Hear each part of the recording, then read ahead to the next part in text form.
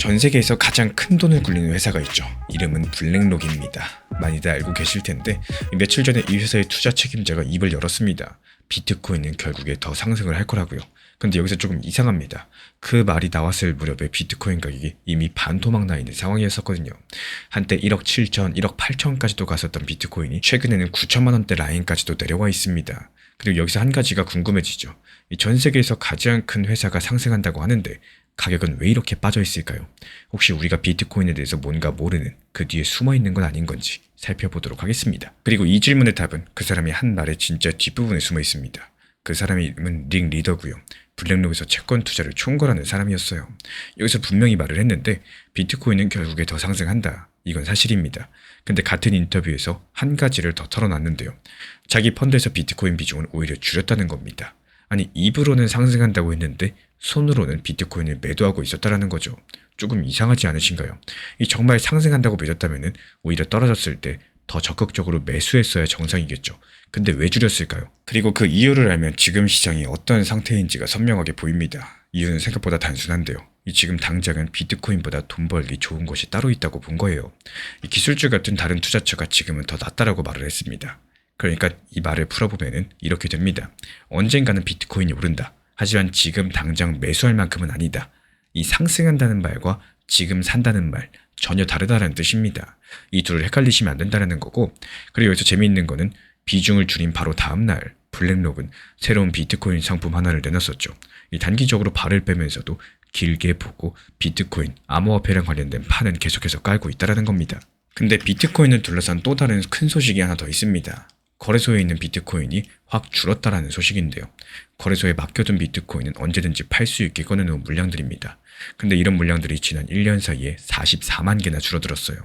돈으로 따져보면 대략 40조 원어치인데 지금 거래소에 남은 거는 약 256만 개예요. 이거는 2020년 이후로 가장 적은 수량입니다. 보통 이런 소식들이 나오면 사람들은 이렇게 받아들이죠. 아, 다들 안 팔고 꽉 쥐고 있겠구나. 이 팔 물건들이 줄어들었으니까 곧 상승하겠네. 이런 식입니다. 근데 바로 이런 해석들 속에서 사람들이 잘 놓치는 부분이 하나 숨어 있습니다. 이 숫자가 사실 처음 보는 게 아니거든요. 거의 똑같은 수준이 2022년에도 한번 나왔었고요. 근데 2022년이 어떤 해였는지 기억나시나요? 루나라는 코인이 한순간에 무너졌던 해입니다.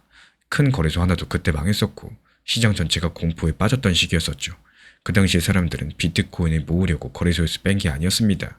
무서워가지고 도망치듯이 뺀 거란다는 거고, 똑같은 숫자인데도 한 번은 믿어서 모은다였고 또 한 번은 무서워서 뺀다였던 겁니다. 적어도 한 가지는 분명해요. 물량이 줄면 무조건 상승한다. 이런 공식은 반쪽짜리라는 거죠. 그리고 여기서 한 발 더 깊이 들어가 보겠습니다. 거래소를 떠난 그 44만 개는 대체 어디로 갔을까요? 지금까지 공개된 자료를 살펴보면은 지금 상당수는 비트코인 ETF나 아니면 기관들의 금고로 옮겨간 것으로 보여지고 있습니다. ETF 같은 경우는 여러 사람의 돈을 모아가지고 대신에 비트코인을 사주는 큰 바구니 같은 상품이죠. 그럼 이렇게 생각하기 쉽겠습니다. 기관들이 사모으는 거니까 좋은 거 아니냐? 근데 여기에 진짜 핵심이 있는데요. 그 바구니에 담긴 비트코인은 영원히 잠긴 게 아니라는 사실들. 기관은 마음만 먹으면 언제든지 다시 꺼내서 팝니다. 실제로 이번에 가격이 빠졌을 때 그 바구니에서도 돈이 빠져나갔었고, 앞에서 본 리더도 결국에 비중을 줄인 것처럼 결국에 거래소에서 사라진 물량들의 일부는 굳게 잠긴 게 아닙니다. 분위기만 바뀌면 다시 한번 시장에 나올 수 있는 손에 있는 거예요. 그럼 이걸 전부 다 합치면 지금 비트코인은 어떤 상태라고 봐야 될까요? 먼저 분명한 사실부터 보자면요. 비트코인을 오랜 시간 들고 있는 사람들의 물량은 지금 역대급으로 많습니다. 어떤 회사는 가격이 빠지는 와중에도 1,400원어치 규모를 더 사들였었고, 큰 손들은 하루 만에 비트코인 1만 개 넘게 거래소에서 빼냈습니다. 즉 매도하려는 사람들보다 쥐고 있으려는 사람들이 늘고 있는 건 맞습니다. 다만 그게 그래서 지금 당장 오른다? 이런 뜻은 아니라는 거고, 지금 시장에 풀린 물량들은 줄고요. 또 들고 있는 사람들은 단단해지는 중입니다.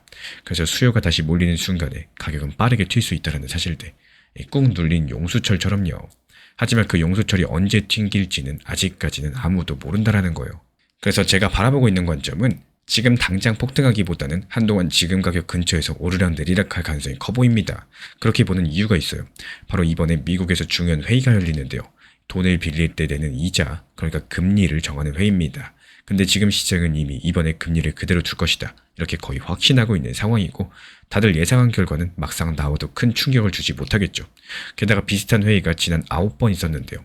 그중에 8번은 회의 직후에 비트코인이 오히려 하락했습니다. 그래서 단기적으로 봤을 때 크게 튀기보다는 눈치를 보면서 흔들릴 가능성이 높다, 이렇게 볼 수밖에 없는 거고, 이제 정리드려보자면요. 전 세계 최대 회사의 강세로는 사실이겠지만 정작 그들은 지금 비트코인을 줄이고 있었습니다. 거래소 물량들이 줄어든 것도 사실이지만 그게 곧 폭등을 뜻하진 않고요. 사라진 물량들의 일부는 언제든지 돌아올 수 있는 손에 있습니다. 그래서 지금 같은 경우는 터지기 직전에 실현하기보다도 조용하게 힘을 모으는 구간에 더 가깝다라는 거고, 그럼 마지막 질문 하나가 남죠. 그 눌린 용수철을 진짜로 튕겨낼 방아쇠, 그러니까 다시 한번 돈이 몰려들게 만들 결정적인 계기는 과연 어디서 올 수 있을까요? 수익 실현 같은 경우는 이 금액의 크기보다도 습관이 더 중요하다는 말씀을 드리고 싶어요. 만약에 리플이나 비트코인 한 개를 팔아도 좋고 작은 수익을 실현해도 좋습니다. 여기에 대해서 중요한 거는 수익 실현 자체를 자연스럽게 받아들일 수 있는 연습을 하는 게 중요한데요. 많은 분들께서 수익이 나도 더 상승할 것 같아서 팔지 못하고 결국에 기회를 놓치는 이런 경우들이 많이 존재하곤 합니다. 하지만 내가 팔고 나서 더 상승을 하면요, 그때 가서 그냥 더 상승했다고 생각하시면 되는 거고, 모든 상승들을 전부 다 먹으려고 하시면은 오히려 아무것도 챙기지 못하는 이런 경우들이 생길 수밖에 없습니다. 이 비트코인은 모아나가는 와중에서도 리플 같은 경우는 역시 마찬가지죠. 리플 커뮤니티에서 오히려 리플의 흐름이 좋을 때 분할 익절에 대해서 안내드렸던 이유들, 더 상승할 수도 있었겠지만 먼저 일단은 팔아야지 내 돈인 거고, 오히려 분할 익절들이 장기적으로 보유하는 데 있어서 도움이 되기 때문이겠습니다. 이 더 상승할까봐 못 파는 것보다는 먼저 내 것을 분할로 만들어 놓고 또 시작을 바라볼 수 있는 습관들을 키우셔야 되는 거고, 결국에 투자 시장에서는요, 이 최고 수익보다는 오히려 꾸준한 수익들, 이런 습관들이 더 중요하다는 말씀을 드리고 싶어요. 이게 5%가 됐든 10%가 됐든 내 계좌에 들어온 수익은 절대로 작은 수익이 아니라는 사실을 반드시 기억해 주시기 바랍니다. 우리 구독자분들 혹시 기억하시나요? 올해 초까지만 해도 분위기 어땠습니까?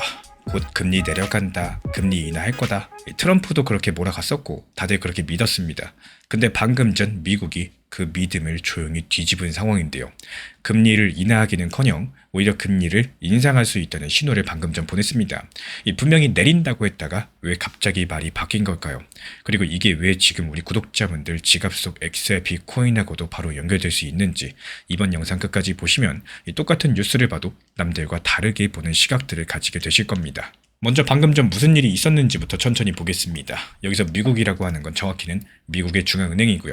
우리가 보통 연준이라고 부르는 곳들입니다.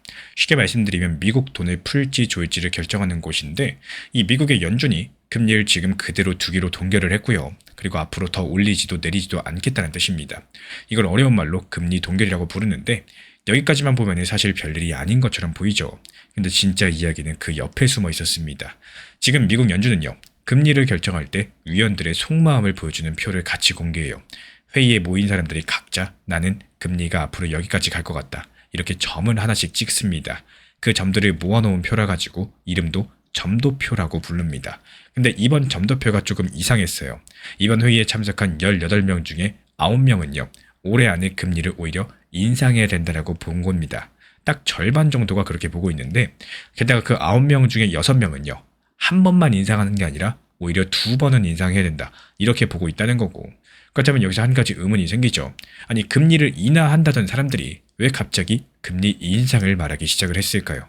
그 의문을 풀고자 하신다면 딱 3개월 전으로 돌아가 보셔야 되겠습니다. 불과 3개월 전인 지난 3월 달에는요 미국 연준이 올해 금리를 오히려 한 번 정도 내릴 거다, 금리 인하 시그널을 보냈었거든요. 그러니까 단 3개월 만에 지금 시장의 방향성이 정반대로 꺾였다는 건데, 보통 이렇게 짧은 시간에 입장이 통째로 뒤집히는 일, 역사적으로 봐도 흔하지가 않습니다. 그렇다면 그 사이에 도대체 무슨 일이 있었느냐? 이 정답은 물가에 있는데요. 지금 미국은 물가가 너무 빠르게 상승하고 있어요. 연준에서 보통 물가가 1년에 2% 정도 상승하는 걸 적당하다고 바라보고 있는데, 지금은 4%가 넘게 물가가 폭등하고 있습니다. 이렇게 물가가 급격하게 오른다는 것은 똑같은 돈으로 살 수 있는 게 점점 더 줄어든다는 뜻이겠죠. 그럼 왜 이렇게 물가가 상승했을까요? 가장 큰 이유는 기름값입니다. 지금 중동에서 전쟁이 벌어지고 있는데 하필 그 지역이 전 세계 기름이 지나다니는 길목이다 보니까 길목이 불안해지고 기름값이 뛰었고, 기름값이 상승하면은 물건을 만들고 옮기는 비용들이 다 같이 올라갑니다. 그래서 안 오른 게 없는 상황이 됐다라는 거고, 물론 지금 종전하네, 합의하네 이런 말들이 다가오고 있지만요, 그 전쟁 기간 동안 이미 상승해버린 유가, 그리고 여기에 따른 물가 상승은 어쩔 수 없는 부분이라는 겁니다. 그리고 여기서 미국 연준이 가진 무기를 알고 계셔야 되는데, 물가가 너무 상승할 때 연준이 꺼내는 카드가 바로 금리겠죠. 금리를 인상시키면 돈을 빌리는 게 부담스러워집니다. 예를 들어가지고 1억 원을 빌렸는데 금리가 높으면은 매 달마다 갚아야 될 이자도 그만큼 커지기 때문에, 그렇다면 사람들이 돈을 덜 쓰게 될 거고, 다들 덜 쓰니까 물가도 천천히 식어버릴 겁니다. 그래서 물가가 높을 때는요, 이 금리를 함부로 못 내린다는 거고, 여기까지가 미국의 연준이 갑자기 매서워진 이 겉으로 드러난 이유겠습니다. 근데 이번 발표에서는 이 물가 이야기보다 훨씬 더 중요한 장면이 하나 숨어 있는데요. 바로 이번 회의 같은 경우는 새로 온 연준 대장의 첫 번째 부대였습니다. 케빈 워시라는 사람이에요. 근데 이 사람이 첫날부터 아주 낯선 행동을 했습니다. 아까 위원들이 점을 하나씩 찍는다고 말씀드렸죠. 근데 이 대장은요, 자기 점을 찍지 않았습니다. 그래서 왜 안 찍었냐고 물어봤어요, 사람들이. 근데 자기한테는 그게 별로 도움이 안 된다라고 답을 했습니다. 생각해보면 정말 이상하죠. 가장 높은 사람이, 연준 꼭대기에 있는 사람이 나는 금리가 어디로 갈지 말지 여기에 대해서 표현을 하지 않겠다라고 한 거고, 다소 충격적인 내용입니다. 게다가 이 사람 같은 경우는 평소부터 미국의 연준이 시장에 미리 힌트를 너무 많이 준다라고 생각을 해왔습니다. 그래서 앞으로는 그 힌트를 줄이겠다라는 표시예요. 그러면서 연준이 일하는 방식 자체를 손보겠다라면서 새로운 검토팀까지도 여러 개 만들겠다라고 했습니다. 여기서부터가 오늘의 진짜 핵심이 되는 내용들인데요. 이 케빈 워시가 지난 연준의 역사들을 통째로 바꿔나가는 장면들이 연출이 될 거고, 그래서 이 장면들을 한 개로 모아보면요, 당연히 한 가지 그림이 보이게 되는데, 연준이 일부러 속을 안 보여주기 시작했다는 거예요. 예전 같은 경우는 연준이 앞으로 뭘 할지 비교적 친절하게 상세하게 흘려줬습니다. 그래서 시장은 그 힌트를 보고 미리 움직임을 보여줄 수가 있었죠. 근데 그 힌트가 줄어들면은 시장은 앞이 잘 안 보이게 됩니다. 앞으로 연준이 뭘 할지 모르게 돼요. 이렇게 앞이 안 보인다. 그럼 시장은 작은 소식 하나에도 변동성이 커지겠죠. 크게 출렁거린다는 겁니다. 근데 이게 왜 코인하고 직결되느냐? 바로 여기서부터 소름 돋는 지점이 나오는데요. 지난 몇 년 동안 코인 시장에는 말로는 안 해도 다들 알고 있는 공식이 하나 있었죠. 연준이 돈을 풀면 금리를 내렸을 때 코인이 상승한다는 믿음 그 자체입니다. 그래서 많은 분들이 연준만 쳐다봤어요. 곧 금리 내리겠지, 그럼 코인 상승할 거야, 이러면서 연준의 금리 인하를 기다려왔습니다. 그리고 실제로 트럼프도 그렇게 압박을 가졌었고요. 근데 이번에 미국 연준은요, 그 믿음의 뿌리를 동시에 두 군데서 흔들어 버렸습니다. 먼저 첫 번째, 금리를 인하하는 게 아니라 금리를 인상할 수 있다는 점. 그리고 두 번째, 앞으로 우리가 뭘 할지에 대해서 미리 알려주지 않겠다라는 점. 이 돈이 풀리기만 기다리던 입장에서는 이 기다리는 신호 자체가 사라진 셈이겠고, 그렇다면 이제부터 코인은 어떻게 되는 걸까요? 보통 돈을 빌리기가 어려워지면 위험한 자산일수록 먼저 흔들립니다. 코인도 그 위험한 자산에 들어갈 수밖에 없겠고, 그래서 단기적으로 봤을 때 코인 시장 전체가 눌릴 수 있다는 게 일반적인 시각입니다. 다만 한 걸음만 더 들어가시면요, 또 다른 그림도 보여지고 있는데, 미국 연준의 돈줄에만 기대서 오르던 코인들, 이제 기댈 곳이 흔들립니다. 그럼 반대로 연준과 상관없이 자기들만의 이야기를 가진 코인들, 상대적으로 더 눈에 띄게 되겠죠. 리플이 그동안 쌓아온 제도권 진입 이야기라거나 규제 문제 같은 것들, 바로 그런 자기들만의 이야기에 해당합니다. 그래서 제가 바라보고 있는 관점은 미국 연준이 당장 금리를 올리지는 않을 가능성이 높아요. 이번에 보여준 매서운 표정들은 진짜 올리겠다는 계획이라기보다도요, 일종의 시장에 보내는 경고에 가깝다. 저는 이렇게 보고 있습니다. 그리고 이렇게 보는 데는 이유가 있어요. 지금 물가가 상승하는 건 기름값, 유가 때문이에요. 금리 올린다고 기름값이 더 나오는 거 아니죠.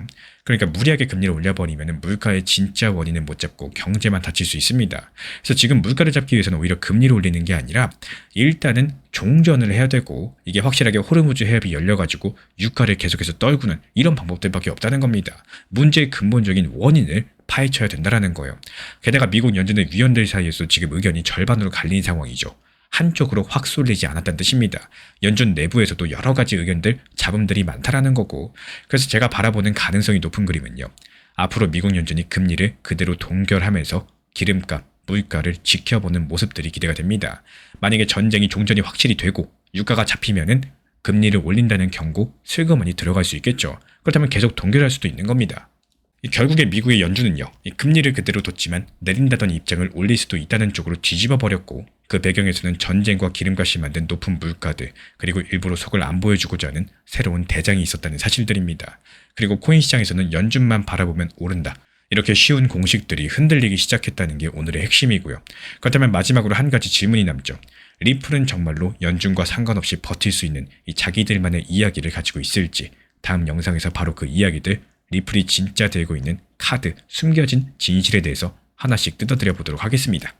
아무리 좋은 투자 기회가 있다라고 할지라도 시장에서 퇴장당하면은 의미가 없다라고 말씀을 드려요. 그래서 항상 업비트, 빗썸, 현물 매매 중심으로 안전하게 운영하셔라 말씀을 드리고 있는 겁니다. 선물 매매, 해외 거래소 한 번의 실수로서 회복이 어려운 상황들이 발생할 수 있기 때문에 지금에서의 시장은 상승도 있고 하락도 있습니다. 항상 상승만 기대하는 것들이 아니라요. 하락도 자연스러운 과정이라고 받아들일 줄 아셔야 되고 결국에 다음 상승장을 맞이하는 사람은 끝까지 살아남은 사람이겠습니다. 리플이 드디어 스위프트 안으로 들어갔다. 요즘에 이 한 줄 때문에 리플 보시는 분들 다들 들썩이고 있습니다. 이 전세계 은행 1만 1천 곳이 연결되어 있는 그 거대한 결제망에 대해서 XRP가 발을 들였다는 얘기니까요. 근데 여기서 조금 이상한 일이 하나 있습니다. 이 정작 그 스위프트가 올해 자기만의 블록체인을 직접 만들고 있는데 거기에는 XRP를 넣지 않습니다. 한쪽에서 들어갔다라고 하고 정작 본인은 빼버린 상황인 겁니다. 그래서 이번 영상에서 딱 한 가지만 풀어볼게요. 이게 진짜 호재인 건지 아니면 우리가 김칫국부터 마시고 있는 건지 이번 영상 끝까지 보시면 양쪽 다 놓치고 있는 진짜 그림들이 보이기 시작을 하실 겁니다. 먼저 들어갔다는 얘기부터 차근차근 보겠습니다. 사실 이게 조금 묘한 상황인데요. 리플이 스위프트랑 직접 손을 잡은 게 아니었거든요. 이 둘이 계약서를 쓴 적이 없습니다. 근데 어떻게 들어갔다는 걸까요? 핵심은 중간에 낀 회사들에 있습니다. 스위프트에 이미 연결되어 있는 금융기술 회사들이 있죠. 핀에스트라, 테메노스 같은 이런 이름들인데 처음 들어보셔도 괜찮습니다. 그냥 은행들 뒤에서 결제 시스템을 깔아주는 회사다 이렇게 보시면 되겠는데요. 리플이 스위프트가 아니라 바로 이 회사들하고 손을 잡았다는 거고 그러니까 큰 문을 직접 두드린 게 아니라 이미 그 안에 들어가 있는 친구들 옆에 붙어있다는 거죠. 여기서 ISO 2002라는 게 등장합니다. 이름이 조금 어렵겠지만요. 쉽게 말씀드리면 전 세계 은행들이 돈에 대한 정보를 주고받을 때 쓰는 공용 언어입니다. 예전에 은행마다 쓰는 말투가 조금씩 달랐죠. 그걸 하나로 통일한 게 바로 ISO 2002이고요. 그리고 리플은 이 언어를 쓸 수 있게 미리 맞춰놨습니다. 이 덕분에 스위프트 안에 있는 은행들하고 같은 말로 대화가 가능하게 된 거고 여기까지 들어보시면 그림이 조금 그려지시겠죠. 근데 진짜 중요한 회사가 하나 더 있는데요. 그리고 그거는 바로 핀에스트라입니다. 이 회사 시스템은 이미 2020년부터 스위프트의 공식적인 인증을 받았고요. 그리고 리플이 이 핀에스트라 시스템 안에 자기 기술들을 집어넣었습니다. 인증받은 정문 바로 옆에 작은 연문 하나가 생긴 셈인 건데 이쯤 들으면 완벽한 호재처럼 들리죠. 근데 바로 여기서 많은 분들이 한 가지를 크게 착각하십니다. 그게 뭘까요?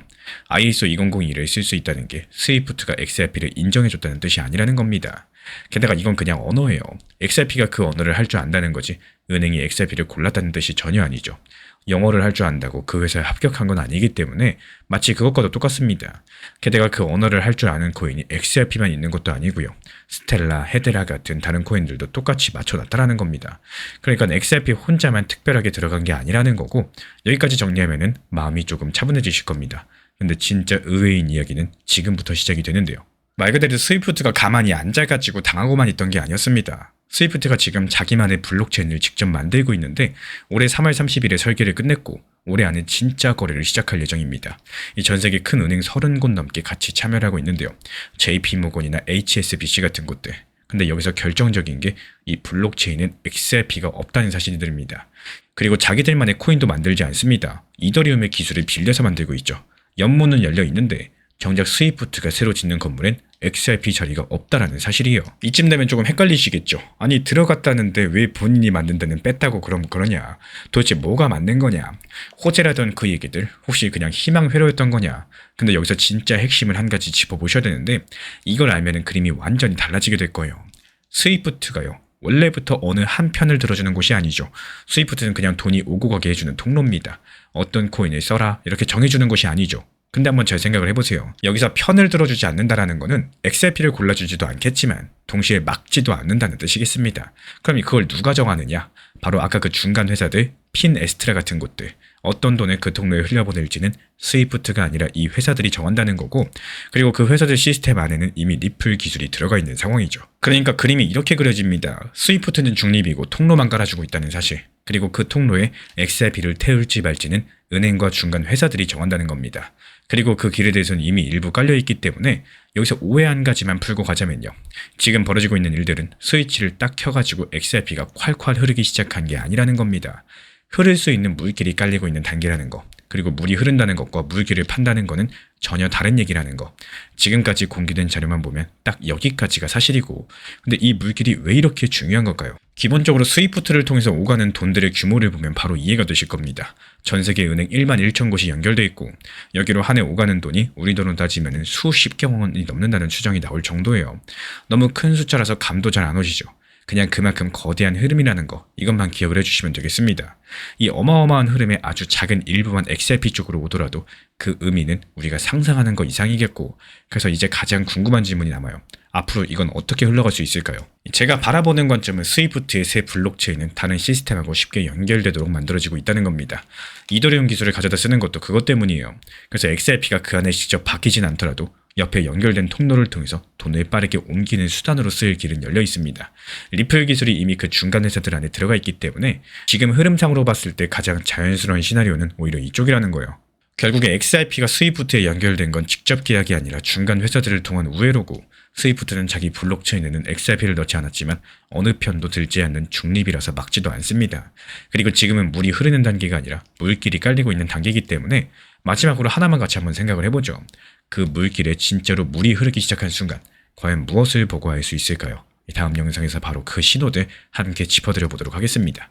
지금 시장에선 무조건 따라가는 매매보다는 오히려 흐름들을 이해하고 활용할 수 있는 매매가 더 중요하다는 말씀을 드리고 싶어요. 한번 예를 들어 볼까요? XRP만 계속 바라보면서 언제 상승하나 이런 것들만 기다리고 있다 보면은 오히려 시장 전체는 움직임을 보여주는데 나만 답답하게 느껴질 수 있겠습니다. 반대로 시장을 조금 더 넓게 바라보시면 리플이 쉬어가는 동안에 다른 종목들이 움직임을 보여주는 경우도 발견할 수 있게 되는데요.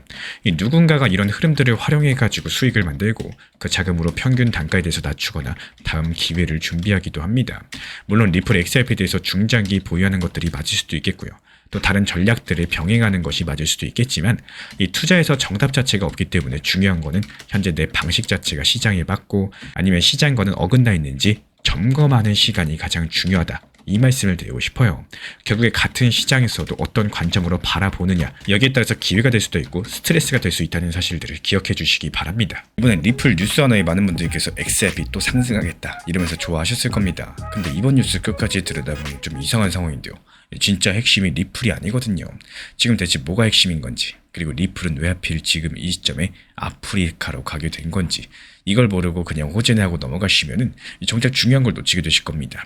그래서 이번 영상에서는요, 이 두 가지를 천천히 풀어볼 예정이고, 먼저 무슨 일이 있었냐? 리플이 이번에 플러터 웨이브라는 회사의 지분을 샀습니다. 이 회사가 아프리카에서 돈을 주고받게 해주는 핀테크 회사예요.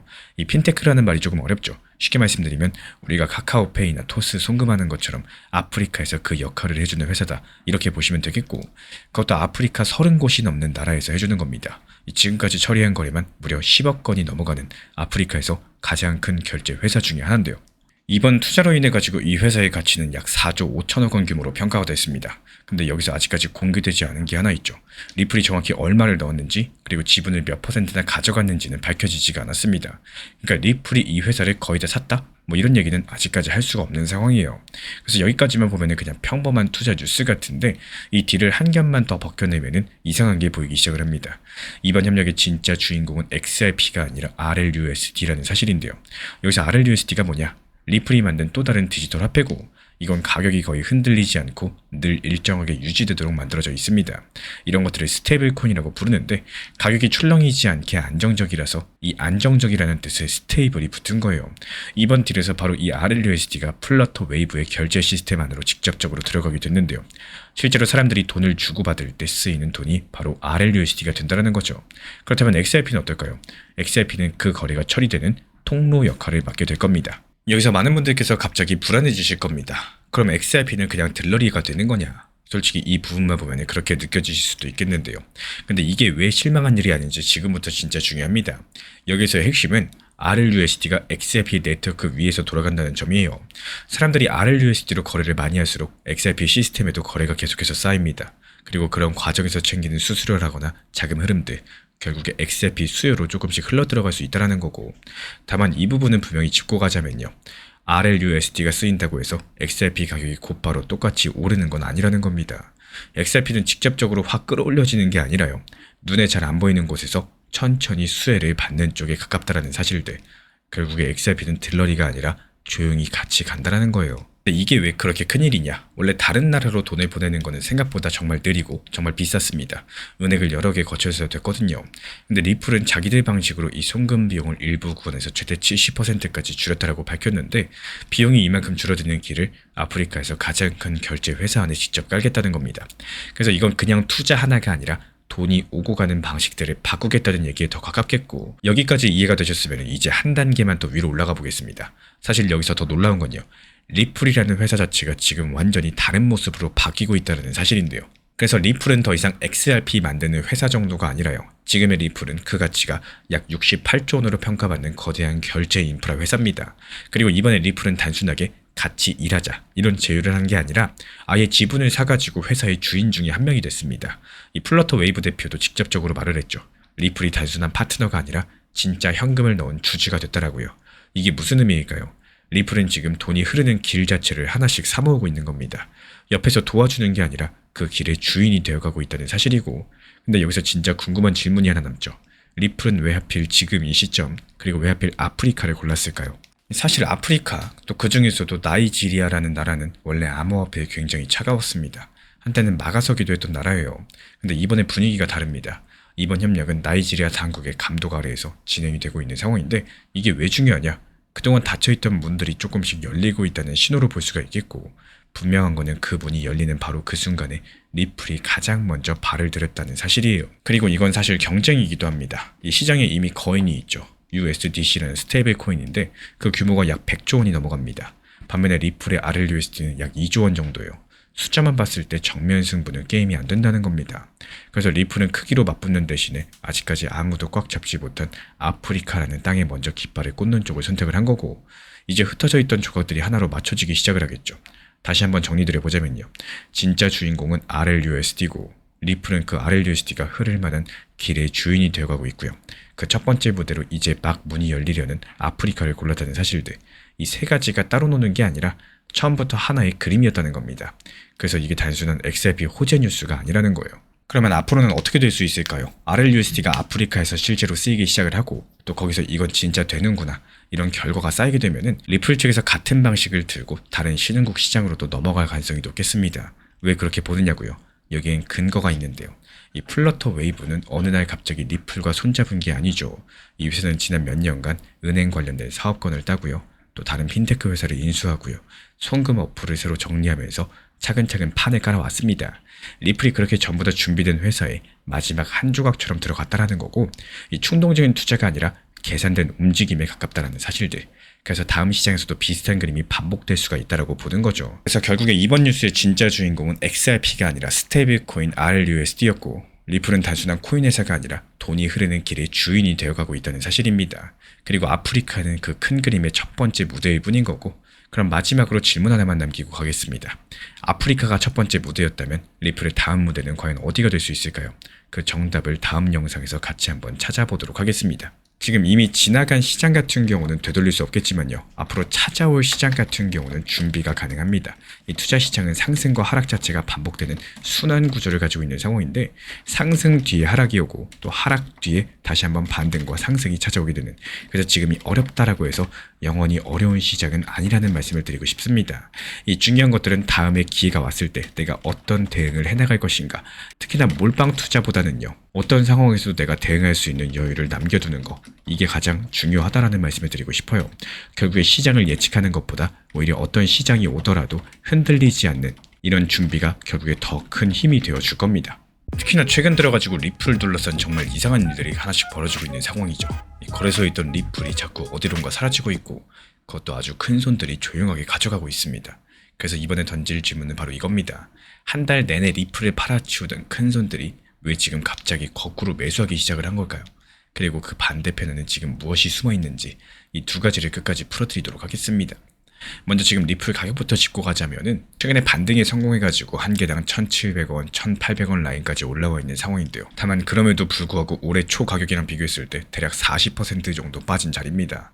이 들고 계신 분들 입장에서 답답할 수밖에 없는 구간이고, 근데 바로 이 답답하고 지루한 구간에서 평소랑 다른 움직임들이 포착이 됐다는 거, 그리고 그게 뭔지 지금부터 차근차근 살펴보도록 하겠습니다. 암호화폐 분석 회사인 크립토컨트의 데이터를 살펴보겠습니다. 이제는 6월 3일부터 11일까지 전 세계에서 가장 큰 거래소인 바이낸스에서 리플이 무려 4억 6,500만 개나 빠져나갔고 우리 돈으로 환산하면 대략 8천억 원어치입니다. 근데 여기서 중요한 건요. 이게 한 번에 확 빠진 게 아니라는 점이고 몇 날 며칠에 걸쳐가지고 하루에 100만 개가 넘는 큰 출금이 계속해서 반복되어 왔습니다. 심지어 하루 만에 8,900만 개나 빠져나간 날도 있었는데 누군가가 가격이 떨어질 때마다 리플을 꾸준하게 가져가고 있었다는 뜻이고 그럼 여기서 한 가지 궁금증이 생기죠. 거래소에서 코인이 빠져나간다는 게 대체 무슨 의미를 가지고 있을까요? 이건 아주 쉽게 설명이 가능합니다. 이 거래소에 들어있는 코인은 언제든지 바로 사고 팔 수 있는 상태죠. 그러니까 거래소에 코인이 많다라는 거는 시장에 지금 당장 쏟아질 수 있는 매물들이 많다는 뜻이고 반대로 코인이 거래소에서 빠져나가가지고 개인 지갑으로 들어가면은 그거는 한동안 안 팔겠다는 신호로 읽어볼 수가 있겠습니다.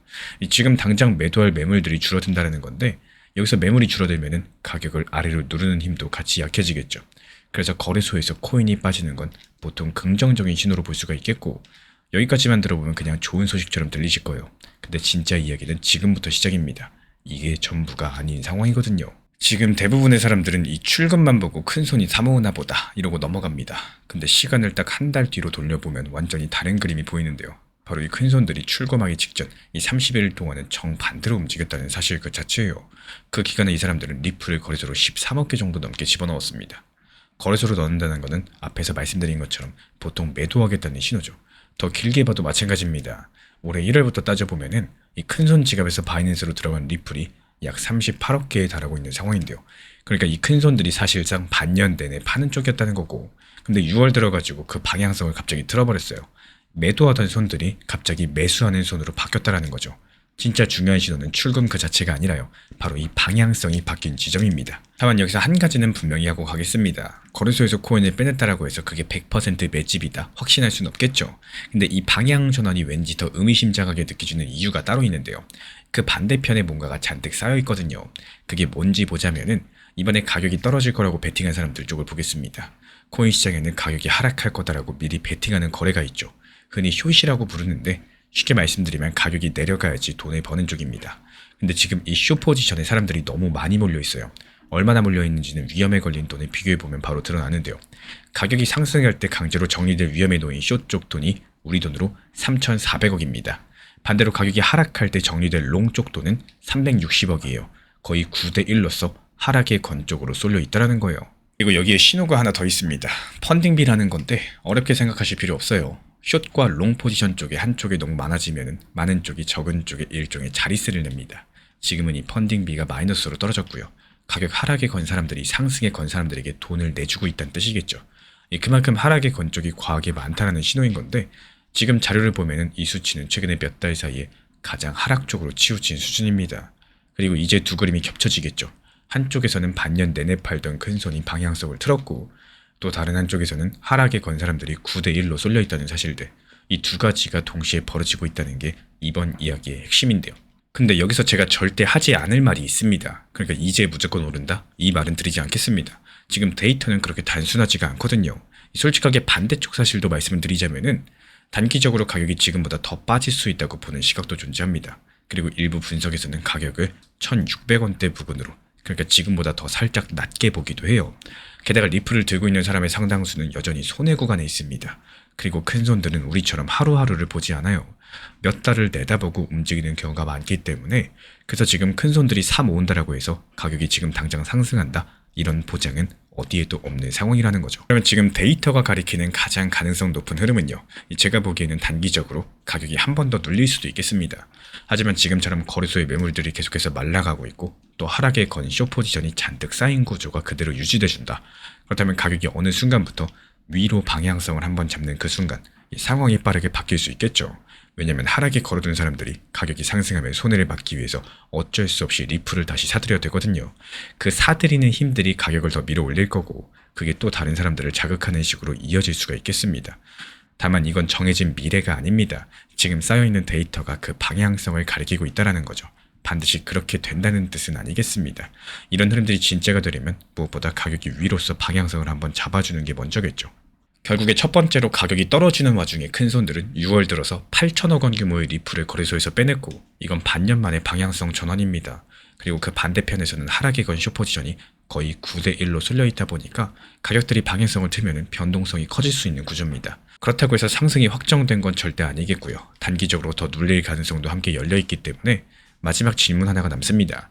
반년 내내 팔던 이 큰손들이 지금 보고 있는 게 단순한 가격 반등일지 아니면 우리가 아직 모르는 또 다른 무언가가 있을지 알트코인과 단기 매매를 너무 어렵게 생각하면 오히려 시장 자체가 더 힘들어질 수 있겠습니다. 이 중장기 관점으로 봤을 때 접근해야 될 종목들을 단기처럼 매매를 한다거나요. 아니면 반대로 단기 종목을 장기처럼 끌고 가기 시작을 하면 매매가 더욱더 꼬이기가 쉽겠죠. 지금 시장은 생각보다 기회를 주지 않는 것이 아니라 기회를 놓치게 만드는 이런 경우들이 많이 존재합니다. 5%, 10% 수익들 절대로 작은 수익이 아닌데 더욱더 큰 수익들만 바라보다 보면 결국에 아무것도 챙기지 못하는 이런 상황들이 생길 수가 있다는 건데요. 지금 같은 시장에서는 한 방에 큰 수익을 노리기보다는 적당한 수익들을 여러 번 쌓아가는 이런 접근도 충분히 좋은 전략이라고 할 수가 있겠습니다. 결국에 중요한 점은 이 욕심보다도 꾸준함이라는 거고 그래서 단기 종합방에서도 지금 같은 시장에서는 무리한 타점들이 아니라요. 오히려 차라리 효율적으로 비중 조절하고 내가 목표하는 가격들에 걸어놓으면서 안정적으로 수익 실현을 목표로 운영하시는 것들을 추천드리는 이유이기도 합니다. 이렇게 작은 것들이 쌓여가지고 결국에 큰 것들을 만들어야 되는 시장이라는 거예요. 지금부터 조금 이상한 이야기를 하나 해드리겠습니다. 미국의 안전을 가장 강력하게 외치던 인공지능 회사가 하나 있죠. 근데 이 회사가 어느 날부터 미국 국방부의 요구를 거절했습니다. 그랬더니 며칠 뒤에 미국 대통령 트럼프가 직접 나서가지고 연방기관에 이 회사 제품 쓰지 말아라 이렇게 강력하게 지시를 내려버렸는데요. 그리고 여기에 비어버린 자리를 일론 머스크의 인공지능이 채워버렸습니다. 그래서 여기까지만 들으면 그냥 먼 나라 IT 뉴스 같죠. 근데 저는 이번 이야기를 도지코인 이야기로 들고 왔습니다. 군사작전에 쓰인 인공지능 이야기가 도대체 왜 우리 구독자분들 지갑 속 도지코인하고 연결이 되는 걸까요? 오늘 그 연결고리를 처음부터 하나씩 천천히 풀어드려 보도록 하겠습니다. 지금 먼저 무슨 일이 있었는지부터 정리드려 보자면요. 이 미군에는 프로젝트 메이븐이라는 게 있습니다. 어렵게 들리지만 그 뜻은 간단해요.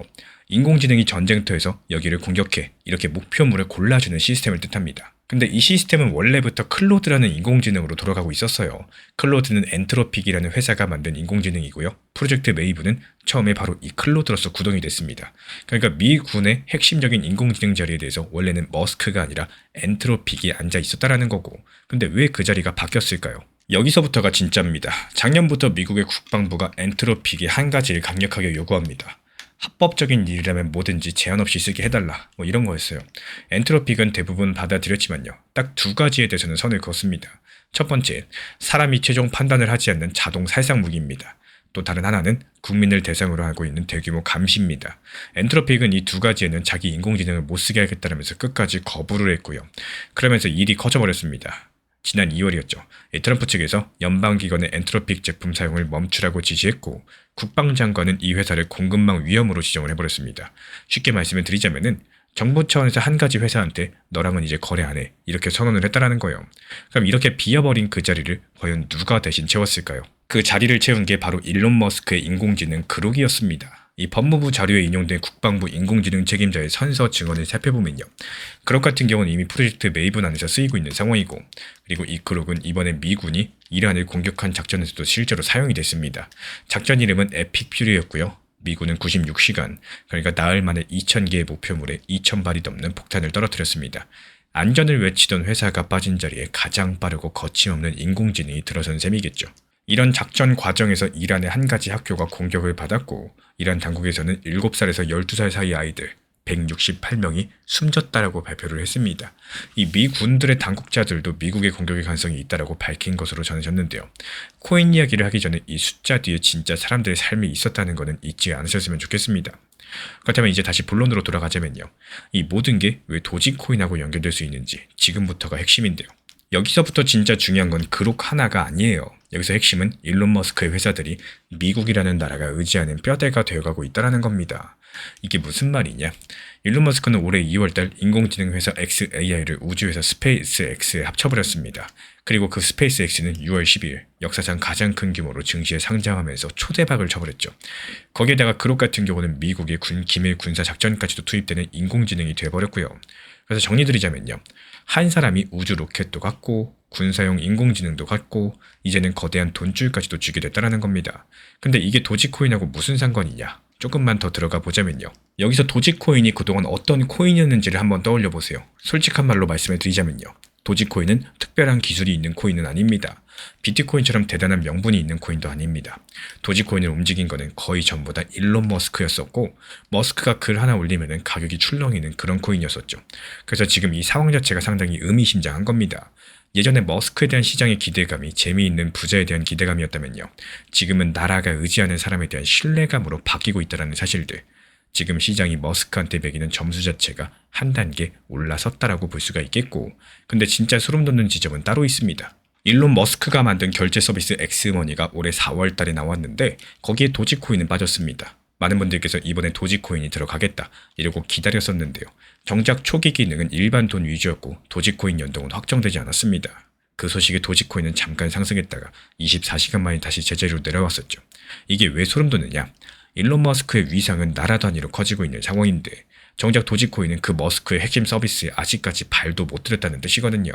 실제로 도지코인은 고점에서 80% 넘게 빠진 100원대까지도 내려와 있는 상황인데 지금 시장에 겁먹은 정도를 숫자로 보여주는 공포 탐욕지수라는 게 있는데요. 0에 가까울수록 사람들이 무서워한다는 뜻이고 지금 이 숫자가 12까지 떨어져 있습니다.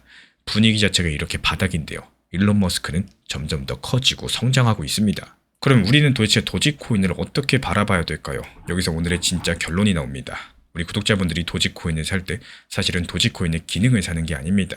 일론 머스크라는 사람에게 걸리는 후광, 바로 그걸 산다는 거예요. 쉽게 말씀드리자면 물건 자체보다도 그 물건을 만든 사람의 이름값을 보고 사는 것과도 비슷한데요. 그래서 일론 머스크의 위상이 올라갈수록 도지코인이 받는 그 후광의 바닥도 똑같이 단단해진다라고 볼 수가 있겠죠.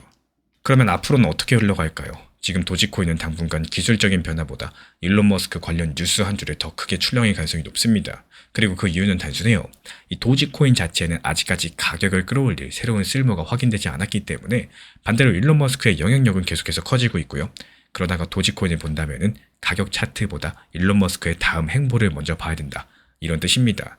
특히 엑스머니에 도지코인을 넣겠다는 공식 발표가 나오는지 그게 가장 중요한 갈림길이 될 것으로 보이고 그래서 결국에 안전을 고집하던 인공지능 회사가 빠진 자리를 일론 머스크의 인공지능이 채우게 되면서 일론 머스크의 위상은 한 단계 더 올라갔습니다. 이 도지코인은 아직까지 그 자체의 쓸모가 아니라 일론 머스크라는 후광을 사는 자산에 가깝다라는 거고 그래서 도지코인의 운명은 차트보다도 머스크의 다음 한마디 한마디에 더 크게 달려있다는 사실들. 그래서 마지막으로 질문 하나 던지자면요. 만약에 정말로 일론 머스크가 엑스머니에 도지코인을 넣겠다 발표하는 날이 오게 된다면 그날 도지코인은 진짜 실력으로 오르는 걸까요? 아니면 또다시 한번 일론 머스크 후광으로 상승을 하는 걸까요? 다음 영상에서 이어가 보도록 하겠습니다. 최근에 알트 시장 같은 경우는 과거처럼 한 가지 종목이 수백 %씩 상승하는 경우보다는요. 오히려 섹터랑 테마가 빠르게 순환하는 모습들을 보여주고 있습니다.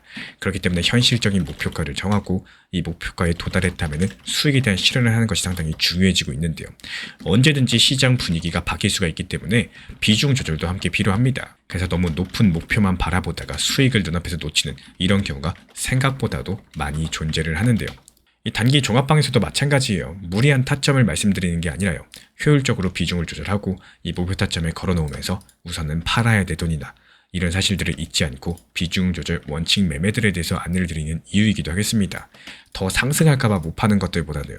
차라리 분할 익절하고 매도하고 이런 익절에 대한 어려움이 없으셔야 됩니다. 결국에 이 투자에서 중요한 점은 수익률이 아니라 실제 수익이 중요합니다. 팔아야지 내 돈이 된다. 이 사실을 절대로 잊지 않으셨으면 좋겠습니다. 최근에 시장이 너무 답답하다 보니까 정보방 입장에 대해서 문의 주시는 분들께서 많아지셨어요.